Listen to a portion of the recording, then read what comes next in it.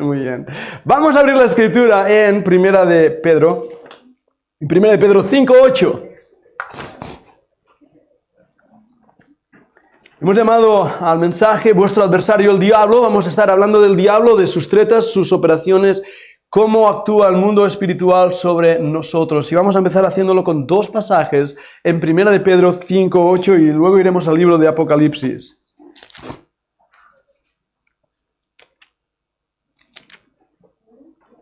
Primera de Pedro 5:8.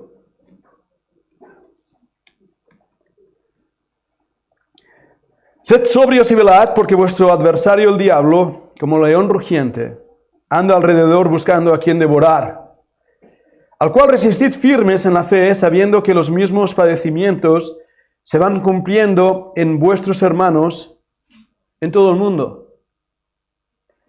Vamos también ahora a Apocalipsis 12:10. Apocalipsis 12:10. Apocalipsis 12 y versículo 10. Entonces oí una gran voz en el cielo que decía: ahora ha venido la salvación, el poder y el reino de nuestro Dios y la autoridad de su Cristo, porque ha sido lanzado fuera el acusador de nuestros hermanos, el que los acusaba delante de nuestro Dios día y noche. Y ellos le han vencido por medio de la sangre del Cordero y de la palabra del testimonio de ellos, y menospreciaron sus vidas hasta la muerte. Vamos a orar. Padre, soy consciente, Señor, que hablar del enemigo es una batalla en sí misma. Y Padre, sé que a Él no le gusta que hablemos de Él. Y nos quiere dar una visión engañosa de lo que Él es y lo que Él hace. Pero hoy pedimos que tú, Señor, a través de este mensaje, abras los ojos de cada uno de nosotros, nos ayudes a entender más el mundo de las tinieblas, a poder, Señor, entender al enemigo y poder también, Señor, ver cuál es nuestro lugar en la batalla. Dirige mis pensamientos, dirige nuestros corazones, que tu palabra nos avive, que no seas mero academicismo y datos, sino, Señor, realmente que nos lleves a un punto de aferrarnos a la cruz de Cristo y aferrarnos a nuestro Señor con todas nuestras fuerzas, porque por Él y de Él somos, y por Él somos lo que somos. Bendícenos, Padre, te lo ruego, te lo rogamos en el nombre del Señor Jesucristo. Amén. El mundo del ocultismo está de moda. Las películas de Hollywood han hecho de todo ese mundo de terror y miedo y satanología algo que llega a ser incluso atrayente, incluso para creyentes. De hecho, cuando hablamos de este mundo espiritual, automáticamente la curiosidad hace que queramos saber más. De hecho, yo ya lo tengo experimentado. Si hago un vídeo hablando del Señor Jesucristo y lo subimos allí en YouTube, tendrá ciertas visualizaciones. Pero si hacemos un vídeo hablando de Satanás y del ocultismo, tendrá el triple o cuatriple de visualizaciones. ¿A qué es debido? A unos creyentes tenemos una tendencia a saber de ese mundo del ocultismo. Hermanos, hoy voy a hablar de ese mundo. Y es necesario porque, como en todo buen ejército, se necesita saber cómo es el enemigo, cómo piensa, cómo actúa y de qué manera puede atacarnos. Y en ese aspecto espero que el Señor de verdad nos guíe a todos para entenderlo y romper algunas ideas falsas en nuestras mentes que nos han dado una falsa perspectiva de quién es el enemigo, de quién es Satanás. Porque una de las tretas del enemigo es ser el engañador, el mentiroso, aquel que tuerce la verdad para que seamos engañados. Y por eso empiezo a decir claramente que la Biblia nos exhorta desde un principio a que podamos resistir al diablo, pero nunca, y voy a buscar la palabra, reprender al diablo. Es lo primero que tenemos que entender en esta batalla. No nos toca a nosotros la victoria. No pertenece de nosotros la victoria. En Apocalipsis nos habla de ese acusador. ¿Y quién dice que ha vencido o cómo han vencido? Sino a través de la sangre del Señor Jesucristo. En nosotros no hay fuerza, no hay poder, no hay manera absoluta de tener la victoria sobre el enemigo. sobre Satanás. Pero Cristo el Señor, Él nos ha dado la victoria. Él nos ha dado lo que necesitamos para realmente tener una vida de victoria y en victoria. Pero hermanos, tener victoria implica una guerra. En Efesios nos habla de una armadura. Y tener una armadura implica que estamos en el combate, ¿verdad que sí? A veces creemos que siendo salvos y llamados a la vida de Cristo, ya todo es de color de rosa y vivimos en el mundo de Peter Pan, por decir algo así. Todo es hermoso. No, hermanos, estamos en una guerra. Estamos en una batalla. Y si no entendemos a nuestro enemigo, es posible que seamos derrotados, desanimados, desalentados y perjudicados de tal manera que aún nuestra propia vida espiritual caiga, porque no hemos entendido cuál es nuestra batalla. Así que vayamos un momento a recordar algunas enseñanzas de la Escritura, y hay muchos pasajes que voy a mencionar. Los que tomáis apuntes, por favor, miradlo después en casa, y los que estáis ahí a través de las redes también podéis parar el vídeo, mirar el pasaje y de esta manera ir buscando lo que la Escritura enseña. Lo primero que sabemos de Satanás es esa serpiente antigua. Pero Ezequiel capítulo 28, Ezequiel 28, 14, nos habla como que era un querubín grande, nos habla como él fue creado, nos habla como él estaba cubriendo, protegiendo, por así decirlo, ahí mismo en la presencia de Dios. En Isaías capítulo 14 y versículo 12 nos habla de él como lucero, hijo de la mañana, creado con toda hermosura, con todo esplendor. Era un querubín grande protector. La idea que viene a nuestra mente es ahí en el arca del pacto, con esos dos querubines que tenían sus alas extendidas, ¿lo recordáis? La palabra ahí, cubridor, es esa misma imagen, un ángel que ha cubierto con sus alas el propiciatorio. No sabemos bien todas las cosas por las cuales Dios lo había creado, cuál era su función. Lo único que sabemos es Ezequiel 28, Isaías 14, nos da esos detalles tan extraordinarios. Pero hubo un día que se encontró en él maldad. La palabra es pecado. Es curioso pensar que el pecado se inicia en la misma presencia de Dios. En el lugar más santo del universo, ahí se inició el pecado. No fue en el jardín del Edén. Ahí es donde entró el pecado por un hombre, Adán. Pero el pecado se había iniciado en ese lugar santísimo, en la misma presencia de Dios, por este ángel cubridor. Él se reveló con una cantidad enorme. ¿Cuántos millones de ángeles? No sabemos. Pero esos ángeles, llamados también ángeles caídos, van a tomar el nombre de demonios, de diablos. Un diablo, la palabra en griego, es el que ha sido lanzado, porque Satanás fue lanzado de la misma presencia de Dios, al igual que todos los seres angelicales que cayeron.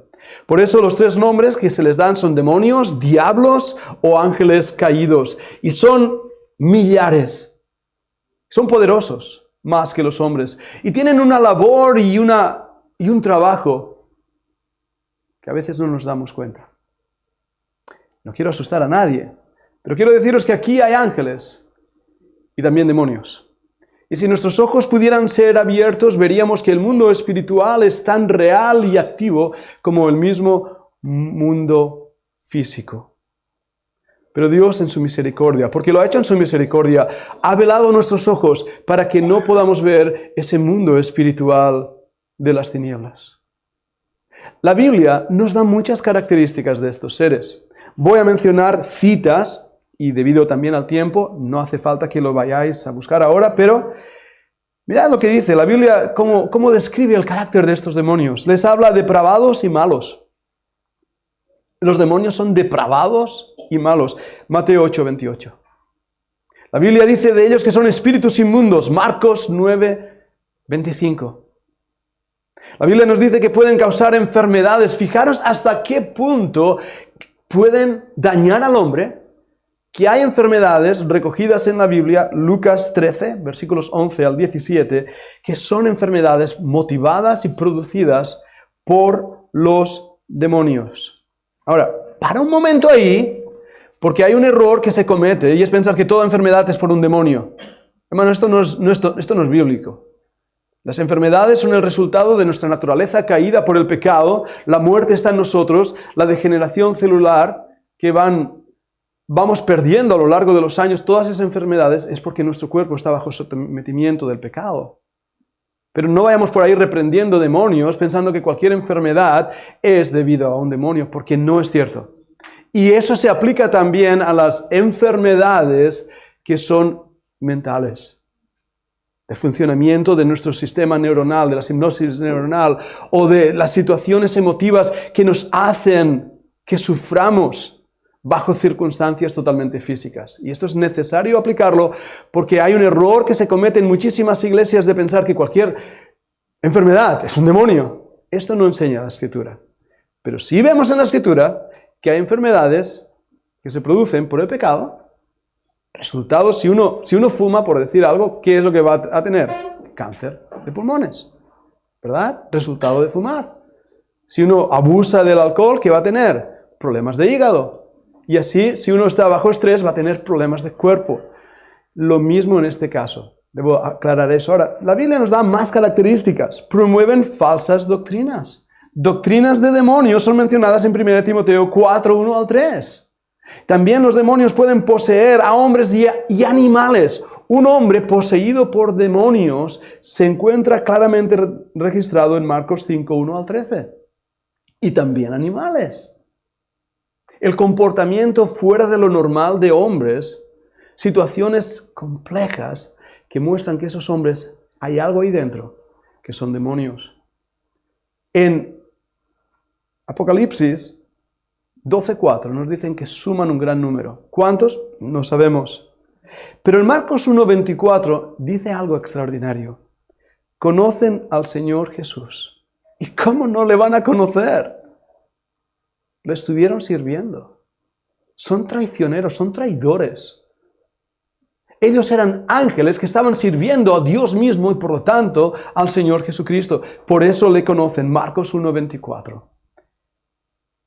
Esas son las características de los demonios. No podemos llegar a imaginar la maldad de estos seres. Nos odian. Nos odian. Tú y yo somos hijos de Dios y si ellos pudieran destruirnos, lo harían. Pero el Señor nos protege.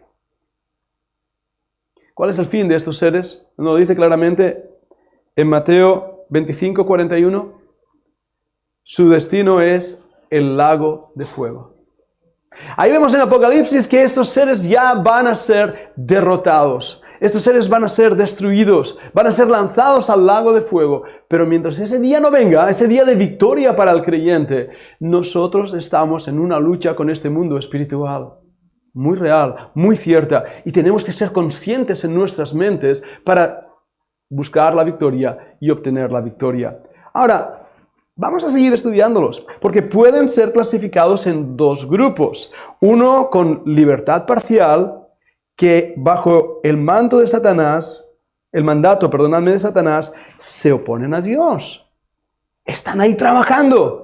Pero en 2 de Pedro 2:4 y en Judas 6:7, sobre todo Judas 6:7, nos habla de un grupo de ángeles que están guardados para el día, la hora, el mes y el año, preservados ahí en Apocalipsis nos menciona de ellos que tienen tal maldad que han sido atados. Fijaros qué seres tan malos. Pero en el tiempo de la tribulación van a ser sueltos, van a ser sacados de esa prisión para actuar con poder. Creemos, según así nos enseña la Biblia, que en el tiempo de la tribulación el mundo espiritual se va a ver claramente. La influencia de la iglesia ya no estará. El Espíritu Santo habrá sido frenado en su labor, nos dice 1 de Tesalonicenses, la iglesia habrá sido llevada al cielo. Hermanos, no habrá nada que frene a este mundo de demonios. Y como resultado, las cosas que van a pasar aquí en el mundo son inimaginables para nosotros. Imaginaros una sociedad sin la gracia de Dios y con todo el poder del demonio en funcionamiento. Esto será horrible. Los demonios o ángeles caídos están siendo dirigidos por Satanás. Él es la cabeza. Él es quien los dirige. Es el general en jefe. Y quiero mencionar algunas cosas que son interesantísimos, porque Satanás lo que hace es copiar lo que Dios hace. Él copió la jerarquía que Dios mismo tiene. En la Biblia vemos a ángeles santos, vemos a arcángeles, vemos a huestes diferentes y vemos que Satanás ha replicado lo mismo. Por eso, cuando estudiamos, por ejemplo, y cito versículos, no estoy yendo a ellos, porque si no, no me va a dar tiempo hoy de cubrirlo todo lo que quiero cubrir. Colosenses 1:16, Efesios 3:10, Daniel 10:13 o Efesios 6:12, nos muestra que nuestra lucha no es contra carne y sangre, sino contra principados, potestades, huestes espirituales. Hay una jerarquía de ángeles y hay una jerarquía de demonios. Y están establecidos así en un ejército. Hermanos, estamos en una batalla. Estamos en una lucha espiritual. Y muchos de esos conflictos que tenemos son muchas veces satánicos, demoníacos. Y tenemos que ser conscientes de ello. Ahora, voy a aclarar algo importante. Los demonios pueden influir y presionar a los creyentes. Pueden influir y presionar desde fuera, pero no poseerlo y controlarlo desde dentro. Esto es muy importante y ahí sí voy a pasajes, voy a abrir la Biblia porque este punto es muy importante. Vayamos un momento a 1 Corintios 6, 19 al 20. 1 Corintios, capítulo 6, versículo 19.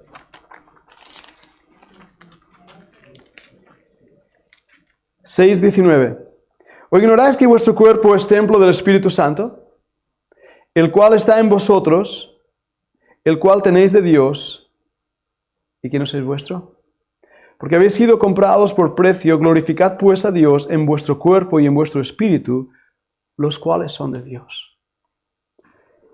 Vayamos a otro pasaje, Romanos 6:13. Romanos 6:13. Romanos capítulo 6 y versículo 13. Ni tampoco presentéis vuestros miembros al pecado como instrumentos de iniquidad, sino presentaos vosotros mismos a Dios como vivos de entre los muertos. Y vuestros miembros a Dios como instrumentos de justicia. Somos vivos de entre los muertos. ¿Verdad que sí? El Espíritu habita en nosotros. Nosotros somos templo del Espíritu. Vayamos a un último pasaje, Efesios 5:18. Efesios 5:18. Efesios 5:18 dice, no os embriaguéis con vino, en lo cual hay disolución, antes bien, sed llenos del Espíritu. Sed llenos está en forma imperativa, hermanos, no hay excusa. El Espíritu Santo habita en ti, ¿verdad que sí? Debemos ser llenos del Espíritu Santo. Debemos vivir una vida que realmente muestre el fruto del Espíritu Santo. Me hace gracia porque todo el mundo quiere los dones del Espíritu Santo, ¿verdad que sí? Queremos dones del Espíritu Santo. Pocas personas hablan del fruto del Espíritu Santo. Pero necesitamos el fruto del Espíritu Santo. Y ahora bien, si tenemos al Espíritu Santo en nosotros, si lo tenemos, si hemos nacido de nuevo, entonces demonios no pueden entrar en nosotros. ¿Lo veis? Porque nuestro corazón está sellado en Dios mismo. Es muy importante que entendamos esto. Ahora, creyentes, hay un dicho que dice, si juegas con fuego te quemas. ¿Lo habéis oído? El mundo espiritual de la oscuridad y las tinieblas es fuego. Y no debemos jugar con ello. Muchas de las locuras de nuestros días están siendo producidas por huestes de demonios que están influenciando aún la misma iglesia. ¿En qué? En dos cosas. En doctrina de demonios, como he mencionado antes, pero también en esa opresión.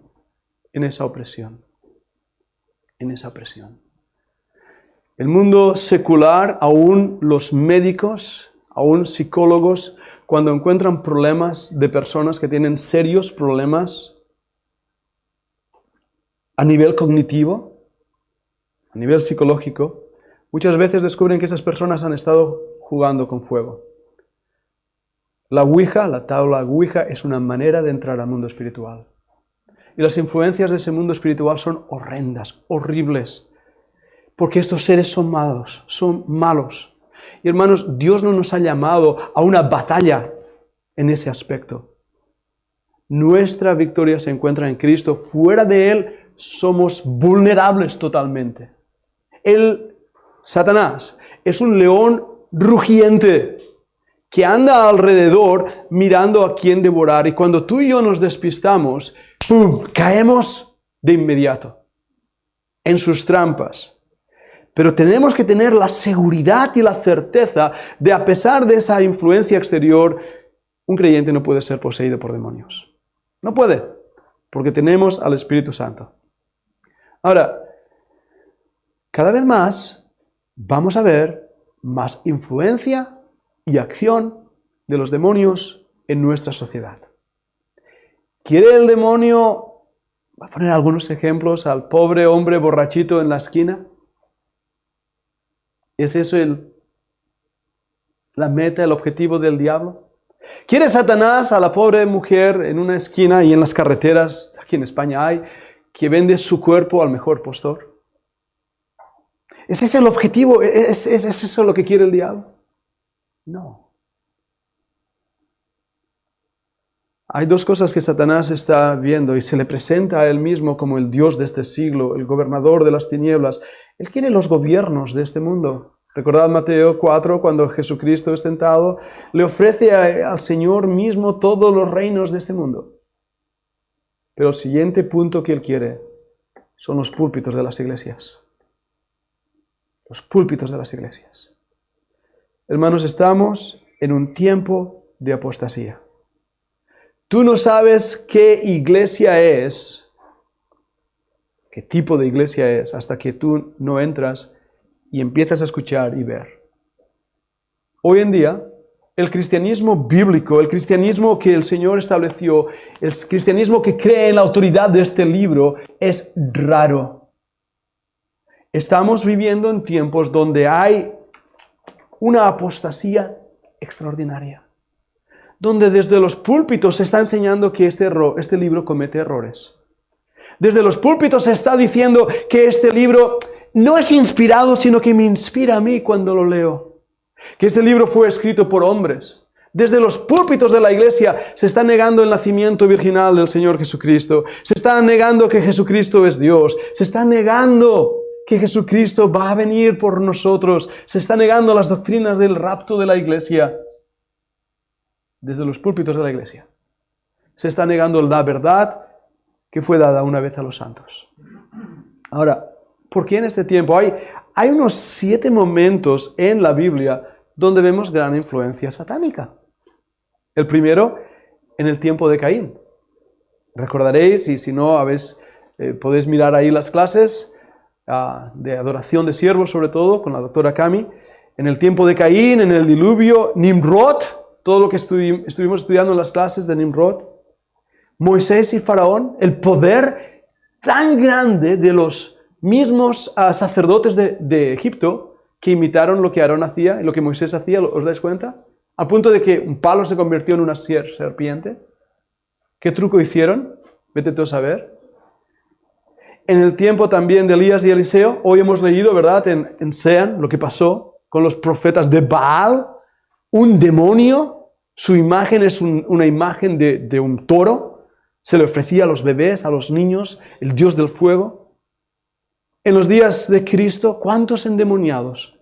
Esta semana en el grupo internacional, los que estáis en el grupo internacional, habéis estudiado el Gadareno, el endemoniado Gadareno. Estuvimos ahí en Gadara, una ciudad enorme, una de las 10 decápolis del Imperio Romano. Y ese hombre estaba viviendo ahí. Y el Señor lo sanó y fue a esa ciudad y con todo lo que Cristo había hecho. Pero ese tiempo, hermanos, estaba llena de poderes demoníacos. Y por último, el tiempo de la gran tribulación. A medida que nos acerquemos al tiempo de la gran tribulación, habrá más y más y más influencia. Estamos en una batalla. Dios nos ha provisto de una armadura eficaz. ¿Recordad la armadura del creyente? Vamos a su momento, creo que se encuentra bien en Efesios capítulo 6. Vamos a ver ese pasaje, porque en Efesios 6 nos narra algo importantísimo. Voy al versículo 14, Efesios 6, 14. Estad pues firmes, ceñidos vuestros lomos con la verdad, vestidos con la coraza de justicia, calzados los pies con el apresto del evangelio de la paz, sobre todo tomad el escudo de la fe, con que podáis apagar todos los dardos de fuego del maligno. ¿Lo habéis escuchado bien? Sobre todo tomad el escudo de la fe, con que podáis apagar todos los dardos de fuego del maligno, y tomad el yelmo de la salvación y la espada del Espíritu, que es la palabra de Dios. Este versículo está basado, estos pasajes, en la armadura de los romanos. Es muy interesante, no sé los que estuvisteis en Tarragona cuando fuimos a Tarraco Viva y vimos las fuerzas, los legionarios haciendo una réplica de aquel entonces. Algunos habían venido desde Italia vestidos de legionarios romanos. Para mí fue muy chocante descubrir que los soldados romanos ya tenían dardos.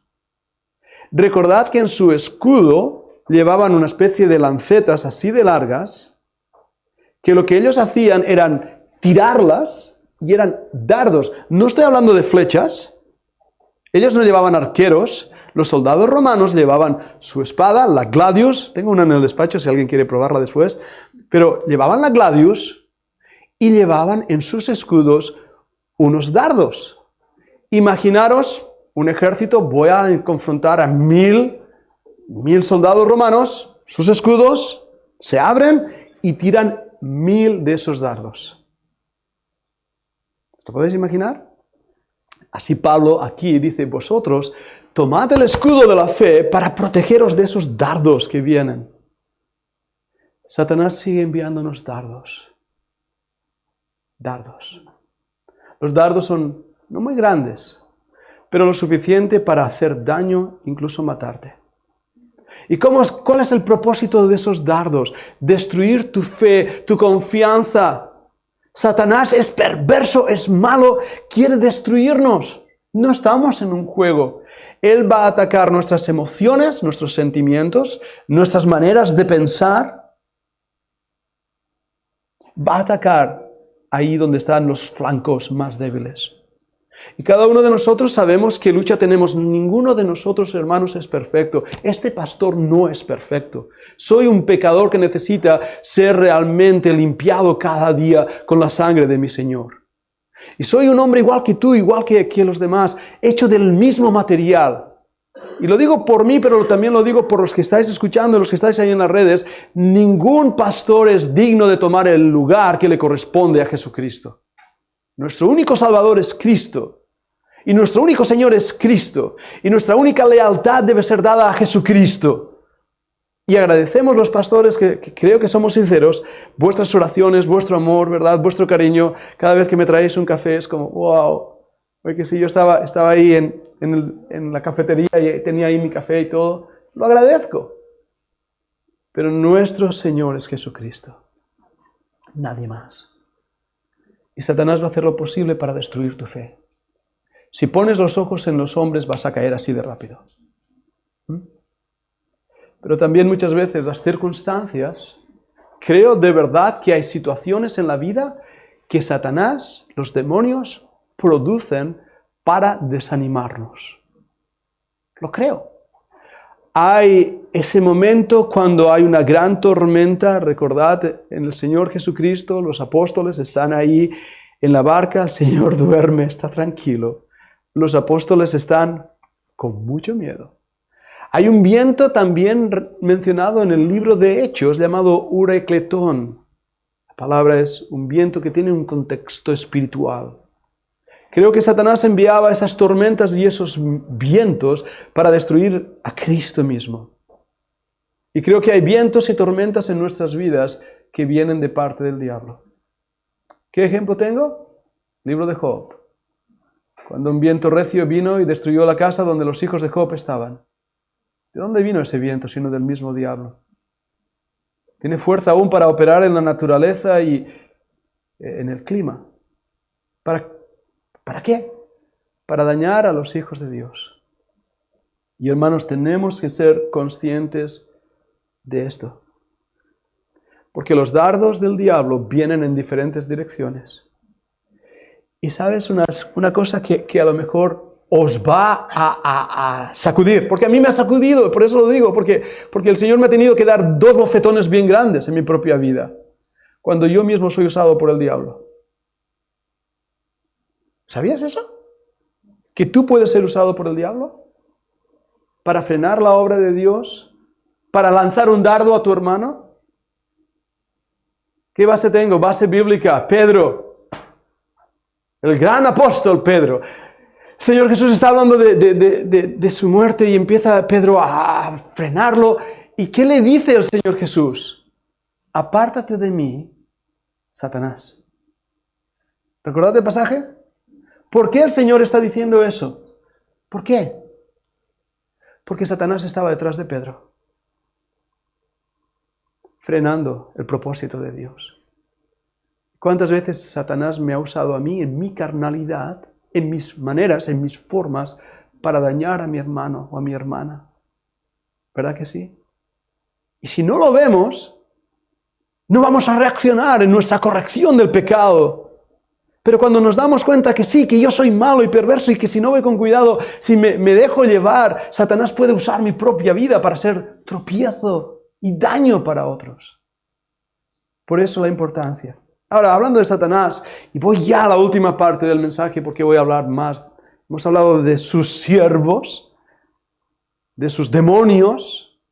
La mayoría de nosotros, Satanás no nos molesta, no os preocupéis. Él tiene cosas más importantes que hacer. La mayoría de nosotros tenemos problemas con la carne, ¿verdad que sí? Malos pensamientos, malas actitudes, lujuria, la carne. Pero sí que Satanás también tiene algo que ver con nosotros. La palabra Satanás quiere decir adversario. Ya os dice cómo es él. Adversario, en primera, no voy a estos pasajes, voy rápido, pero en primera de Samuel 29:4, en primera de Reyes, primer libro de Reyes 11:14, es mencionado en 7 libros del Antiguo Testamento. Satanás es mencionado en 7 libros del Antiguo Testamento como el adversario. Pero también es mencionado, escuchad esto, en cada libro del Nuevo Testamento. ¿Tiene el Señor interés en que le conozcamos? Creo que sí. En cada libro del Nuevo Testamento de Satanás es mencionado, se habla de él. Fue creado por Dios como un querubín grande, cubridor. Tenía un plan, tenía un propósito. Era perfecto en todos sus caminos hasta que salió en él maldad. Era el ángel más poderoso, era sabio, era el jefe de las huestes angélicas, era el que más rango tenía dentro de ese ejército. Más que los querubines, que los arcángeles, que los ángeles, que los poderes celestiales. ¿Qué lugar de honor tenía tan grande? Tenía el privilegio y el honor de estar delante del mismo trono de Dios para poder servir y adorar a Dios. Isaías 14 nos da las palabras claves que indican su corazón. Y escuchad a esto es muy interesante. Él dijo, subiré al cielo en lo alto, junto a las estrellas de Dios. ¿Qué es esto? Él deseaba morar en la misma morada de Dios. Él deseaba ocupar el lugar que Dios ocupaba. Levantaré mi trono y en el monte del testimonio me sentaré. ¿Qué estaba diciendo? Deseaba tomar la autoridad y gobierno de Dios. Él dijo, me sentaré a los lados del norte, a los lados del Aquilón. Qué interesante, a la puerta del norte que también Cami mostró en una de las clases. Deseo de tomar el lugar que solo pertenece a Cristo. Quiero estar a la diestra del Padre. Es lo que él estaba diciendo. O sea, él quería ser como el Padre, pero él quería también ser como el Hijo, tomando el lugar que al Hijo le correspondía. Sobre las alturas de las nubes subiré. Deseo de ocupar el lugar que solo corresponde al Espíritu Santo. Muchas veces manifestado en una nube, en la gloria del Shekinah. ¿Cuál fue su conclusión? Seré semejante al Altísimo. Deseo de ser igual a Dios el Padre y convertirse así en el único Dios. Satanás quería ser como el Padre, como el Hijo, como el Espíritu Santo. Ese era su objetivo.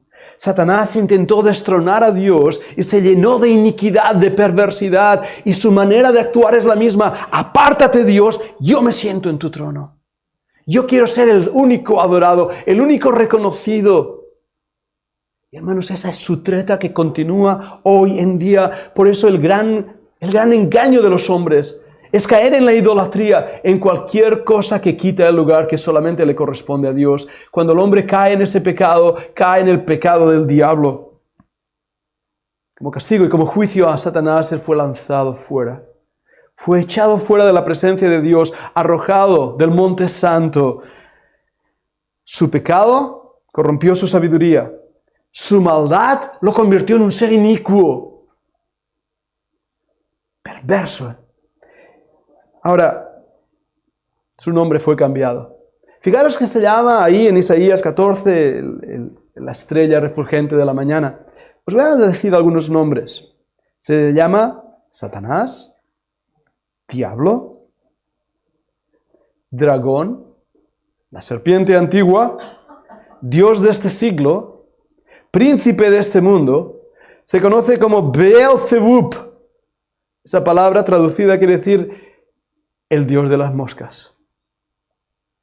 Lucifer, el malvado, Apolión, príncipe del poder del aire, engañador, Abadón, que en hebreo la palabra Abadón quiere decir destructor.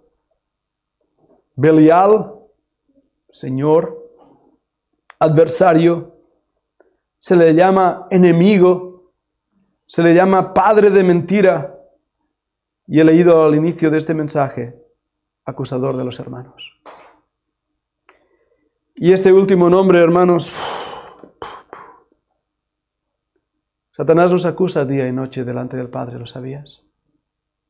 Y le hemos dado suficientes razones y motivos para que seamos acusados. Por eso está Cristo como nuestro abogado defensor, diciendo: Padre, las acusaciones son reales, no son falsas, pero la victoria está en mi sangre. Yo los redimí, yo los perdoné, yo los lavé, son mis hijos. Y a pesar de esas acusaciones, han sido perdonados. Millones de ángeles siguieron al diablo, son los demonios, hemos hablado de eso. Satanás fue juzgado al ser echado de su lugar preeminente en el cielo. ¿Pero qué hizo? Vino a esta tierra. El príncipe de la potestad del aire. Vino ahí a Edén y engañó a la mujer. A la mujer la engañó. Adán voluntariamente obedeció las órdenes del mismo diablo. Y su juicio fue promulgado en el jardín del Edén. Todos hemos oído hablar de ese versículo llamado el protoevangelio en Génesis capítulo 3, 14 y 15, donde la simiente de la mujer, fijaros que no dice la simiente del hombre, la simiente de la mujer, para que veáis que Dios honra a las mujeres, la simiente de la mujer pisó la cabeza del diablo. Fue herido en el calcañar, Cristo, al morir en la cruz. Pero ese día donde la cruz fue levantada fue el último día de victoria para el diablo. A pesar de que su cabeza fue herida por Cristo con gran poder, sigue dando coletazos y domina sobre su reino. Y esto es muy visual. Si alguno de vosotros habéis pisado una serpiente, ¿lo habéis hecho? ¿Qué hace cuando pisas una serpiente? Se enrolla en tu pie. Y aunque la pises y le cortas en la cabeza y sigue moviéndose. Son como las lagartijas. Satanás tiene la cabeza pisada. La cruz del Calvario pisó esa serpiente. Su juicio fue hecho. Pero él sigue enrollándose. Y como vemos ahí algunos de esos enrollamientos, su mayor engaño es cuando él se presenta como ángel de luz en los púlpitos de eruditos, como antes mencionaba. La Biblia nos dice que si aún un ángel del cielo os predica otro Jesús, otro espíritu u otro evangelio, no creáis. Hermanos, ese es el gran engaño del diablo. Es el gran engaño que está llevando a lo que es la verdadera fe cristiana, a una especie de religión falsa, a una especie de teología que en vez de acercarnos a Dios, nos aleja de Él. ¿Y sabéis cuál es el peor de los enemigos que podemos tener? El peor de los engaños para ti y para mí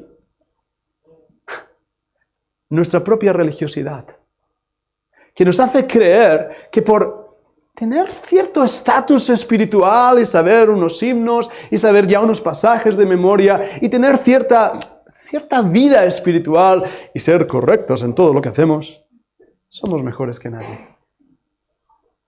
Ese es el orgullo que Satanás tuvo, el lugar que ocupaba. Y hermanos, ese es el peligro que nosotros corremos aquí como iglesia y que yo mismo corro y he caído tantas veces.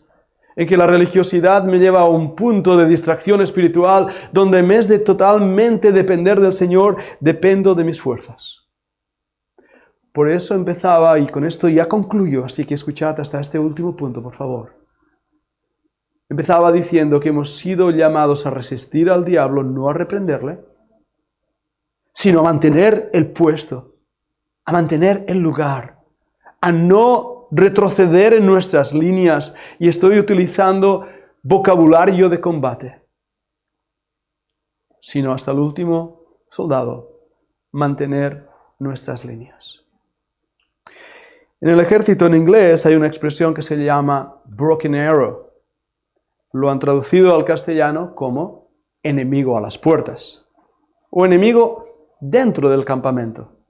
Eso quiere decir, broken arrow, cuando un ejército enemigo traspasa las defensas y entra en tu propio campamento. Ahora ya no sabes bien quién es enemigo y quién es amigo. Y más en la noche. Tienes que estar muy pendiente porque no sabes si el que se está acercando es tu amigo o es tu enemigo. Estamos viviendo en ese tiempo dentro del cristianismo nominal. El enemigo ha entrado en el campamento. El enemigo ya está a las puertas. El enemigo ha tomado nuestras posiciones y estamos en un momento donde cada hombre, cada mujer, cada creyente debe luchar por sí mismo, porque el día del Señor se acerca. Eso nos tiene que mantener alerta. Estamos en una batalla, hermanos. Despertemos, esto no es un juego. Pero hay algo que quiero deciros y que empecé en el mensaje, Apocalipsis 12, versículos 10 y 11. Entonces oí una gran voz en el cielo que decía: ahora ha venido la salvación, el poder y el reino de nuestro Dios y la autoridad de su Cristo.